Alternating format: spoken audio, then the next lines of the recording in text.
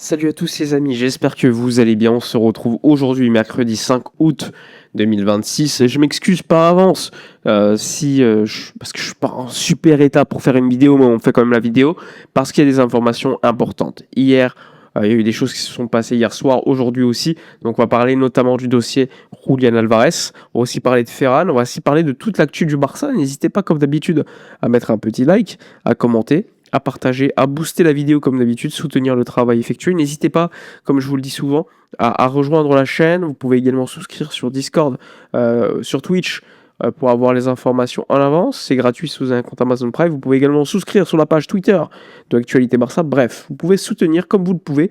Et si vous ne voulez pas, c'est pas grave, un petit like, un petit boost. C'est gratuit, ça fait toujours plaisir.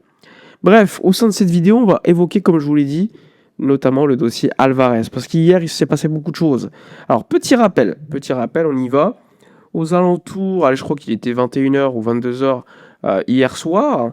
Information confirmée par Sport et Gérard Romero. Ils expliquent notamment que Deco et Amaral, donc le scout, chef scout du Barça, et également bras droit de Deco, qui est arrivé il y a à peu près un an, eh bien, il explique en substance qu'ils vont direction Madrid pour se réunir avec l'agent de Julian Alvarez. Alors, il y a eu des vidéos, on voit Deco au sein de la vidéo à l'aéroport aux alentours de 20h, heure espagnole, pour aller direction Madrid. Donc c'est pour le dossier Alvarez. Alors, c'est quand même une information importante. Ils expliquent que Deco a prévu de se réunir avec l'agent Fernando Hidalgo pour trouver une solution et pousser pour que le deal soit possible. Il y a eu aussi le petit like de Lamine Yamal à cette information importante, et une information qui évidemment intéresse la plupart de l'effectif, qui a fait qui a eu beaucoup de déclarations auprès des différents médias pour dire qu'Alvarez est un gros joueur, etc. À chaque fois, il y a eu des petits messages envoyés par les joueurs. Ce qui explique l'article aussi, c'est que du club, du côté du FC Barcelone, ils expliquent que la situation, la solution, l'opération reste quand même difficile. La posture de l'Atlético continue d'être d'un blocage absolu et que les relations institutionnelles entre les deux clubs ne sont pas non plus les meilleures. Néanmoins, Joan Laporta et Deco maintiennent intacte leur conviction d'aller jusqu'au bout des options possibles pour essayer de recruter Alvarez, qui est aujourd'hui considéré comme un fichaje impossible, ça veut dire une recrue quasiment impossible. Donc, comme je vous le disais, aujourd'hui, il est attendu que Fernando Hidalgo, l'agent du joueur, se réunisse avec avec Deco et Amaral. Donc, le Barça continue de travailler sur le dossier Alvarez. Jota Jordi, proche de l'agent, il explique que le 10 août, il n'ira pas en rébellion. Le joueur devrait bien participer aux différents entraînements, mais qu'il y aurait une discussion normalement prévue avec Cholo Simeone pour une bonne fois pour toutes dire qu'il ne veut pas rester, qu'il veut partir. Est-ce que la rébellion serait une bonne chose? Je ne sais pas, mais ça peut être également une alternative a posteriori. En tout cas, oui, le Barça va essayer jusqu'au bout de le signer. Pour moi, c'est une erreur, je vous l'ai expliqué. J'aurais préféré qu'on aille sur un autre numéro 9 parce qu'on est quand même déjà le 5 août et que pour l'instant, nous n'avons pas avancé sur ce dossier-là. Donc j'estime que c'est quand même assez dangereux, assez risqué, surtout si le deal ne se fait pas. Si le deal se fait, tout est pardonné. Mais si le deal ne se fait pas, eh bien, ça aura été super ridicule. Tu auras perdu beaucoup de temps. Tu n'auras pas remplacé le joueur Lewandowski qui est parti. Donc ça aurait été super risqué. Donc c'est en ce sens-là que cette opération doit absolument se faire. Et si elle ne se fait pas, je pense qu'on est dans une situation quand même très compliquée, sachant que Flick, il l'avait dit après le match amical effectué par les joueurs eux-mêmes, il avait dit on doit faire quelque chose pour le 9. Ce qui est quand même un signe assez important quand le coach dit ça, c'était sa priorité avant le mercato. Il savait que Lewandowski allait partir. Et aujourd'hui, c'est sa priorité pendant le mercato jusqu'au bout. Donc c'est assez logiquement qu'il continue de réclamer une arrivée à ce poste-là. Donc on a hâte de voir ce qui va se passer pour le dossier Julian Alvarez. Ça reste, comme je vous l'ai dit, la priorité absolue du FC Barcelone qui se croit capable de pouvoir recruter le joueur malgré la posture officielle de Miguel Ángel Gilmarín, le président de l'Atlético de Madrid, qui avait promis aux joueurs de partir l'été prochain, enfin cet été du coup, lors du mois de février, et il n'a pas respecté sa parole. C'est du classique. malgré la première offre effectuée par le Barça d'une valeur de 100 millions d'euros, il n'y avait pas de réponse du côté d'Atlético qui a effectué, rappelez-vous, ces différents communiqués de presse. C'était très mal passé auprès de Laporta, auprès du Barça. Et donc, on est dans une situation toujours de blocage. Donc là, Mundo Deportivo explique que Julián Álvarez continue de rêver du Barça et le club barcelonais veut absolument le signer maintenant. Et ils expliquent dans l'article de Mundo Deportivo que même si ça se fait pas cet été, bah même au mois de janvier, ils vont retenter. Donc c'est quand même quelque chose d'assez important, hein. Ils prévoient déjà éventuellement de retenter l'affaire au mois de janvier. Pour moi, ça n'a pas de sens parce que si ça se fait pas cet été, je vois mal l'Atlético quelques mois plus tard vouloir vendre le joueur en pleine saison. Mais bon, encore une fois, c'est une nouvelle qui est sortie par Mundo Deportivo qu'il faut évidemment prendre avec beaucoup, beaucoup de pincettes parce que, évidemment, vous le savez, souvent, les médias espagnols se trompent quand même plutôt pas mal. Donc, c'est aussi mon rôle de vous faire, on va dire, le travail préliminaire de choisir les bonnes informations, les bonnes sources, etc. Concernant Ferran, le Barça n'a pas compris pourquoi le joueur s'est exprimé de la sorte publiquement, parce qu'ils estiment que son statut est quand même plutôt normal du côté du Barça. Ils estiment que déjà en sélection espagnole, il n'est pas le numéro 9 titulaire, alors au Barça encore moins, sachant qu'il y avait Lewandowski, et ils estiment que c'est pas suffisamment un joueur de grosse qualité pour être titulaire du Barça, il est trop irrégulier.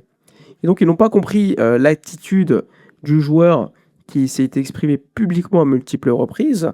On a bien compris que le joueur quand même voulait éventuellement quitter le FC Barcelone. En tout cas, il a mis une grosse pression au Barça. C'est pas la première fois. Lorsqu'il avait quitté Valence pour City, c'était un petit peu la même chose. Il voulait une amélioration salariale et un changement de statut au sein du vestiaire. Et si on te donne pas ça, tu pars. Et là, j'ai l'impression que c'est un petit peu la même chose pour Ferran Torres qui pourrait partir parce qu'il estime que le club, le Barça, ne l'estime pas à sa juste valeur. En plus de ça, on le voit, l'objectif prioritaire c'est Alvarez. Si le Barça se bouge très rapidement aujourd'hui, c'est pas par hasard, parce que comme vous le savez, moi je vous l'avais dit en vidéo, ça n'a pas de sens de vendre Ferran Torres si tu n'as pas signé un numéro 9 avant, sinon c'est trop risqué. Et là, tu as tous les mouvements effectués par le Barça, parce que je pense que cette semaine, on devrait avoir des informations sur Ferran du côté du Paris Saint-Germain. Alors, à quel montant aujourd'hui, c'est difficile d'évaluer. Comme je vous l'avais expliqué, je pense que le Paris Saint-Germain pourrait offrir 45-50 millions d'euros pour Ferran. Je pense que la première offre du Barça, le Barça va la refuser, mais je pense qu'une seconde offre pourrait convaincre le Barça aux alentours de 55-60 millions d'euros avec des bonus. Maintenant, encore une fois, comme je vous l'ai dit, la priorité, c'est d'abord de remplacer éventuellement Lewandowski. Parce que tu ne peux pas te permettre de perdre Ferran, alors que tu dois, encore une fois, chercher un numéro 9 au préalable, hein, c'est important de le dire aussi. Pour revenir également sur le voyage de Deco, vous avez vu, hein, d'habitude ça se fait vraiment en silence, mais encore une fois, Gordon, etc., on a eu les informations a posteriori, Adeyemi pareil. Là, on a encore une fois les images, les vidéos de Deco et Amaral qui vont à l'aéroport, direction Madrid. Est-ce qu'à Madrid, c'est juste pour rencontrer l'agent Fernando Hidalgo? Pourquoi tu fais pas ça à Barcelone? C'est aussi un questionnement que j'ai eu de ma part. Je me demande, est-ce qu'ils sont allés à Madrid pour le dossier Alvarez? Alors tous les médias le disent que c'est pour Alvarez. Mais est-ce que ce serait pas non plus pour Rodri? On ne sait jamais. Pour l'agent de Rodri, on sait que Rodri est à Madrid, il est né à Madrid, etc. Je vous l'avais expliqué, la priorité du joueur, c'est le Real.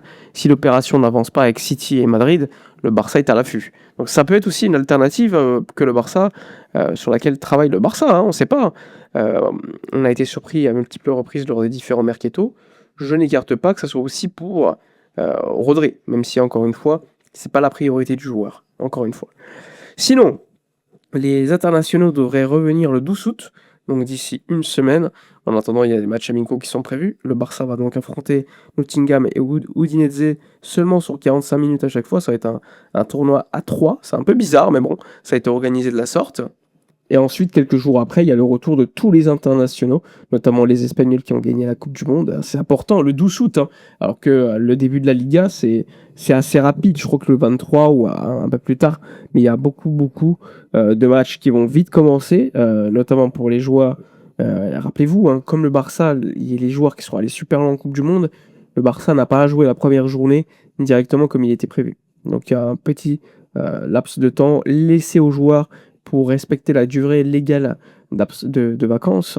Mais assez rapidement, ça va vite reprendre. Et honnêtement, on en a bien besoin du football de club parce que le football de sélection, c'est bien cool. Mais retrouver le Barça, c'est quand même aussi super cool aussi. Donc hâte de voir. Je vous rappelle que le mercato se termine le dernier jour de août, 1er septembre. Le FC Barcelone, pour l'instant, a recruté que 2 joueurs. Donc on attend patiemment que ça avance. José Alvarez a expliqué que il y avait encore 3-4 joueurs qui allaient signer. On va voir. Donc Cancelo, on attend toujours que l'opération se conclue. Il y a aussi Jorge Salinas qui a reçu l'intérêt de Manchester United, mais lui privilégie une signature du côté du Barça. Donc il faut trouver un accord avec le Racing qui pour l'instant réclame plus d'argent que le Barça est disposé à proposer. Le Barça a proposé, je crois, 8 millions d'euros, bonus inclus, alors que le Racing, limite, demande plus d'argent, voire la clause libératoire de 16 millions d'euros. Mais en tout cas, le joueur est disposé à signer à Barcelone, c'est sa priorité. Donc hâte de voir un petit peu là aussi dans ce dossier ce qui pourrait se passer, et on aura vite fait des informations. Donc restez là aussi branchés aux dernières infos mercato du Barça, ça peut aller très vite, comme vous l'avez vu hier en quelques minutes. La toile s'est complètement enflammée sur une information qui en réalité était quand même certes hypante parce que Deco et Amaral qui vont à Madrid, c'est quand même important. Mais l'information, ça aurait été plus, la bombe, ça aurait été plus accord trouvé avec l'Atlético. Parce que le Barça et à Madrid pour voir l'agent de Julián Alvarez, c'est pas tant une grosse information. Ils peuvent se parler, ils peuvent se réunir au téléphone. Moi, le véritable truc, c'est que je me demande vraiment pourquoi à Madrid. Pourquoi là-bas? Est-ce qu'il y a une éventuelle discussion prévue avec, outre Fernando Hidalgo, le club de l'Atlético? Sachant que le dossier est piloté aujourd'hui par Laporta plutôt que Deco, c'est aussi ça me pose des questions. Est-ce que c'est véritablement pour Alvarez ou pour d'autres dossiers? Ça aussi, c'est quelque chose dont je ne suis pas sûr et je ferai attention. Si par exemple dans les prochaines heures vous entendez Deco était à Madrid pour un autre dossier, eh ben, ça me surprendrait pas honnêtement. Ça me surprendrait pas parce que comme vous le savez, celui qui pilote le dossier, c'est à Laporta. Et Laporta revient d'une certaine maladie. C'est ce qui avait d'ailleurs freiné les tentatives de discussion avec l'Atlético, rappelez-vous. Et là, on voit Deco et Amaral bouger à Madrid. Donc moi, je pense, honnêtement, à mon avis, je peux me tromper, c'est que c'est plutôt une réunion avec un agent, peut-être de Rodri ou d'un autre joueur. En tout cas, c'est mon avis personnel, même si les différents médias, Fabrizio Romano, etc., parlent plutôt d'une visite auprès de l'agent de Julián Alvarez. Sachant que l'Atlético avait déposé plainte contre le Barça, rappelez-vous, ils s'étaient plaints qu'il y avait eu des négociations directes, que le Barça avait soi-disant forcé Julián Alvarez à s'exprimer pendant la Coupe du Monde, n'oubliez pas, sans citer le club, le nom du club aussi. Là, tu vas à Madrid devant tout le monde, tu te caches même pas. Je trouve ça un peu surprenant, encore une fois. Mais bon, on verra bien, on peut être surpris, c'est le mercato des transferts. Moi, perso, le dossier Alvarez, j'y crois peu. J'estime que l'Atlético ne changera pas d'avis, même si je peux évidemment me tromper, je ne suis pas omniscient, je peux me tromper. Mais je pense que c'est un club qui va pas changer d'avis, ils sont allés beaucoup trop loin. Même si ces dernières heures, on entend quand même des médias espagnols parler de Victor Osimhen du côté de l'Atlético, de Cristiano Romero du côté de l'Atlético. Là, ça peut m'intéresser parce que l'Atlético aujourd'hui n'a pas beaucoup de fair play. Ils ont une marge pour recruter qui est très limite. Pour ça là que je m'intéresse à leur mercato parce que si ils pistent des joueurs qui coûtent cher, bah ça ouvre potentiellement la porte à un départ de Julián Alvarez du côté d'un autre club. Alors évidemment le Barça est le grand favori parce que c'est la volonté du joueur, mais encore une fois, ça m'intéresse particulièrement parce que ça signifierait beaucoup de choses. Laporta avait expliqué, rappelez-vous, lorsque il était à New York, que l'Atlético devait d'abord trouver un remplaçant à Alvarez. Et donc ça ferait grand sens avec les timings nécessaires pour recruter le joueur. Mais bon, encore une fois, aujourd'hui, c'est plus probable que le joueur reste à l'Atlético qu'autre chose. Mais bon, encore une fois, nous verrons lors des prochains jours, prochaines heures, ce qui va se passer, notamment aujourd'hui. Voilà pour le dossier Alvarez, les différents dossiers évoqués. N'hésitez pas à me donner votre avis sur la réunion. N'hésitez pas à liker, à booster la vidéo, à vous abonner sur YouTube, Twitch, Twitter, Instagram et tout le tralala si vous avez des questions. N'hésitez pas à soutenir le travail en devenant souscripteur sur Twitch. C'est gratuit si vous avez un compte Amazon Prime ou sur Twitter. Je vous souhaite une agréable fin de journée. Reposez-vous bien. Moi aussi, je vais me reposer parce que je suis complètement mort.